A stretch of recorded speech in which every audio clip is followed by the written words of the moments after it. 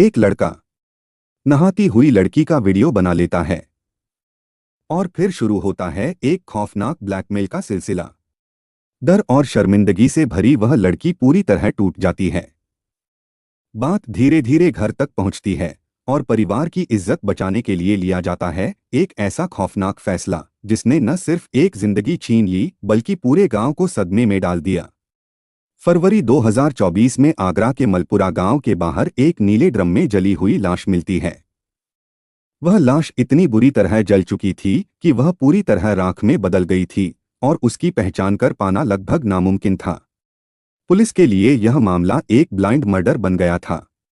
महीनों तक जांच के बावजूद पुलिस को कोई पुख्ता सुराग नहीं मिला, लेकिन लगातार मेहनत, डीएनए रिपोर्ट्स और मोबाइल लोकेशन के जरिए पुलिस ने हर कड़ी को जोड़ा। लगभग एक साल बाद 2025 में इस वारदात का राज खुला और सामने आया एक ऐसा सच जिसने न सिर्फ गांव वालों को बल्कि पुलिस को भी हिलाकर रख दिया। आखिर इतनी बेरहमी से हत्या क्यों हुई? इस साजिश के पीछे कौन था और पुलिस ने इस रहस्य को कैसे सुलझाया? पूरी कहानी जानने के लिए वीडियो के आखिर तक जरूर बने रहिए। नमस्कार दोस्तों, मैं विनय कुमार। आगरा से लगभग 20 से 25 किलोमीटर की दूरी पर बसा है एक छोटा सा गांव मलपुरा। यह गांव अपनी सादगी और शांत माहौल के लिए जाना जाता है। यहाँ लोग आपस में रिश्तों को बेहद अहमियत देते हैं। यहाँ रहते हैं ललन सिंह, एक मेहनती किसान जो अपनी खेती से मिलने वाली कमाई से अपने परिवार का भरण पोषण करते थे। उनके परिवार में उनकी पत्नी, 2 बेटियां और उनका इकलौता बेटा राकेश था जो 18 साल का था। राकेश एक सामान्य किशोर था जो गांव के स्कूल में पढ़ता था और अपने दोस्तों के साथ समय बिताना पसंद करता था। लेकिन एक दिन ललन सिंह का यह सुखी परिवार एक अनहोनी की चपेट में आ गया। 18 फरवरी 2024 को ललन सिंह दौड़े दौड़े पुलिस स्टेशन पहुंचे। उनके चेहरे पर बेचैनी और आंखों में आंसू थे। दर्द भरे स्वर में उन्होंने पुलिस को बताया, मेरा बेटा राकेश कई दिनों से गायब है। उसका कोई अता पता नहीं है। वह शिकायत दर्ज करने की गुहार लगाने लगे। पुलिस वालों ने शुरुआत में मामले को हल्के में लिया और कहा, कहीं आसपास गया होगा। आप अपने रिश्तेदारों और पहचान वालों से पूछ लीजिए। ललन ने जवाब दिया, नहीं साहब, मैंने हर जगह पूछ लिया लेकिन वह कहीं नहीं मिला। पिछले 2 दिनों से वह गायब है। पुलिस ने राकेश का मोबाइल नंबर ट्राई किया लेकिन वह बंद था। जब उसकी आखिरी लोकेशन चेक की गई तो पता चला कि वह गांव के आसपास ही थी। इसके बाद पुलिस ने धीरे धीरे उसकी तलाश शुरू की, लेकिन शुरुआत में मामले को ज्यादा गंभीरता से नहीं लिया गया। गांव में यह खबर धीरे धीरे फैलने लगी और ललन सिंह का परिवार हर पल अपने बेटे की चिंता में डूबा रहा। मां की आंखों में आंसू और पिता के चेहरे पर बेबसी साफ झलक रही थी। गांव वाले भी राकेश की तलाश में जुट गए लेकिन कोई सुराग नहीं लगा। अक्सर पुलिस तब तक ऐसे मामलों में पूरी ताकत नहीं लगाती जब तक पीड़ित परिवार उच्च अधिकारियों पर दबाव न डाले। इस मामले में भी कुछ ऐसा ही था। 18 फरवरी को शिकायत दर्ज होने के 2 दिन बाद 20 फरवरी 2024 को गांव के बाहर एक सुनसान जगह पर एक नीले ड्रम में एक अज्ञात युवक का जला हुआ शव मिला। यह खबर जंगल की आग की तरह फैल गई। पुलिस को सूचना मिली और तुरंत मौके पर जांच शुरू हुई। शव को देखकर हर कोई सन्न रह गया। वह इतनी बुरी तरह जल चुका था कि उसकी पहचान करना नामुमकिन था। चेहरा, कपड़े और शरीर का हर हिस्सा राख में तब्दील हो चुका था। पुलिस ने आसपास के इलाके की छानबीन शुरू की। उन्हें लगा कि शायद हत्यारे ने कुछ सामान फेंका हो जो सुराग दे सकता है। कुछ जली हुई चीजें और टुकड़े मिले जिन्हें पुलिस ने सबूत के तौर पर इकट्ठा किया। गांव वालों से पूछताछ की गई लेकिन कोई भी उस शव की पहचान नहीं कर पाया। नीले ड्रम को देखकर गांव वालों और पुलिस को शक हुआ कि यह कोई घरेलू विवाद या मियां बीवी का मामला हो सकता है। पुलिस ने इस दिशा में जांच शुरू की। गांव के व्हाट्सएप ग्रुप्स में मैसेज फैलाए गए कि अगर किसी का पति या कोई पुरुष परिवार से गायब है तो पुलिस स्टेशन में खबर करें। लेकिन इस हड़बंप में पुलिस यह भूल गई कि कुछ दिन पहले ही ललन सिंह ने अपने 18 साल के बेटे राकेश की गुमशुदगी की शिकायत दर्ज की थी। कुछ समय बाद एक हवलदार को अचानक यह बात याद आई।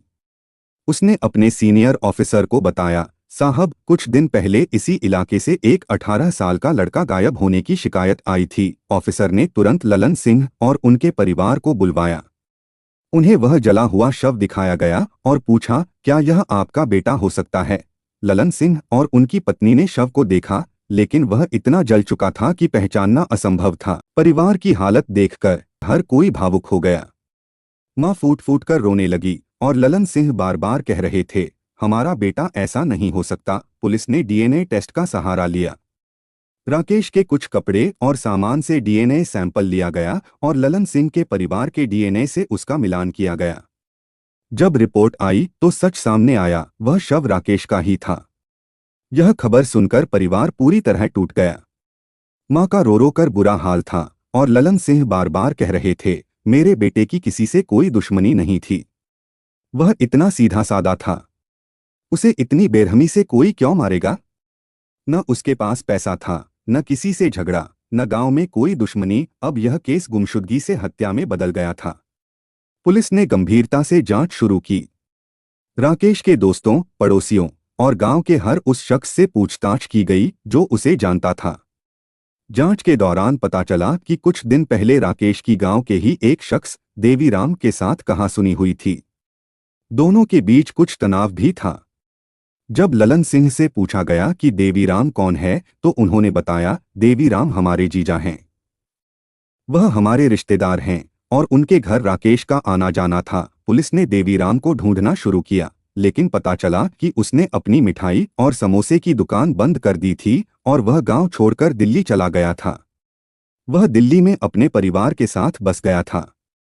पुलिस ने उसे पूछताछ के लिए बुलाने की कोशिश की, लेकिन वह बार बार बहाने बनाकर पुलिस को गुमराह करता रहा। वह कहता, मैं तो हत्या से पहले ही दिल्ली आ गया था। मुझे फंसाया जा रहा है। लेकिन जब पुलिस ने उसकी मोबाइल लोकेशन चेक की तो पता चला कि हत्या वाले दिन वह गांव में ही था। पुलिस का शक गहरा गया। कई कोशिशों के बाद आखिरकार देवीराम को पकड़ लिया गया। पूछताछ में वह पहले तो टालमटोल करता रहा, लेकिन जब पुलिस ने दबाव बढ़ाया तो वह टूट गया। उसे एक ऑडियो क्लिप सुनवाया गया जो उसके मोबाइल से मिली थी। यह क्लिप उसने राकेश को भेजी थी और राकेश ने उसे देवीराम की बेटी को भेजकर ब्लैकमेल किया था। सख्ती से पूछताछ में देवीराम ने सच उगल दिया। उसने कहा, हाँ, मैंने ही राकेश की हत्या की और उसकी लाश को पेट्रोल डालकर जलाया। जब पुलिस ने हत्या की वजह पूछी तो देवीराम ने सिलसिलेवार पूरी कहानी बताई। उसने कहा, राकेश मेरा साला का बेटा था। वह 18 साल का था। मेरी एक इकलौती बेटी है जो 16 साल की है। राकेश का मेरे घर आना जाना था क्योंकि वह मेरी बेटी का कजिन भाई था।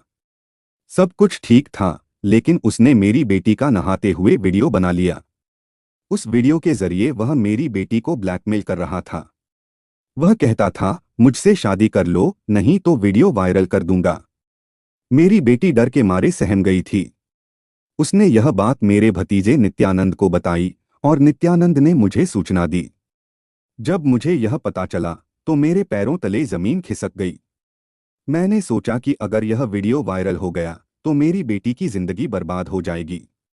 समाज में उसकी बदनामी होगी और हमारा परिवार कभी सिर नहीं उठा पाएगा। इसलिए मैंने फैसला किया कि मैं राकेश की हत्या कर दूंगा और उसकी लाश को इस तरह ठिकाने लगाऊंगा कि कोई सुराग न मिले। मैंने दृश्यम मूवी देखी थी और मुझे उससे प्रेरणा मिली। देवीराम ने बताया कि उसने राकेश को अपनी मिठाई की दुकान पर बुलाया और कहा, आजा, मैं तुम्हारी शादी अपनी बेटी से करा दूंगा। राकेश खुशी खुशी दौड़ा आया। वहां देवीराम ने तार से उसका गला घोंट दिया। पहले उसने चेक किया कि वह मरा या नहीं।